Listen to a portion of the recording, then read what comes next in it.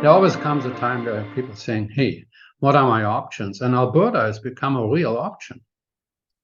No, and I know many Canadians are frustrated about the housing market and rents. I think we can all agree rents are absurd.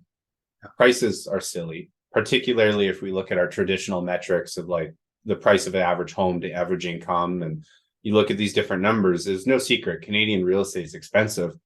But one of the things that I was chatting with an investor about the other day, they asked me, what do I think the biggest risk to real estate investing is? And they expected me to say interest rates.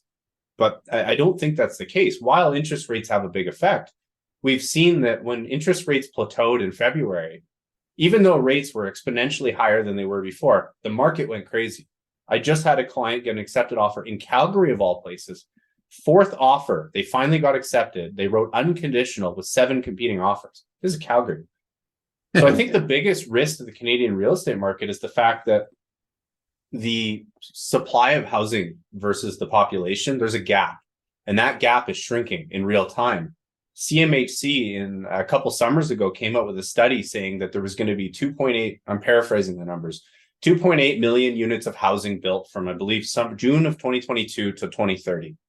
That number needed to increase by an additional 3.5 million units to hit affordable numbers. We see that housing starts are declining right now. CMHC said at the end of their $15 million study, we have no idea how to do this. Drastic changes needed. We're helpless. And we're seeing immigration numbers set records, which is ultimately, I think, going to lead to the biggest risk for real estate investing, which is it's going to be so lucrative. Rents are going to keep pushing up. Prices will keep pushing up simply because there's desperation that eventually my fear is the government's going to be forced to start breaking eggs to try to fix things.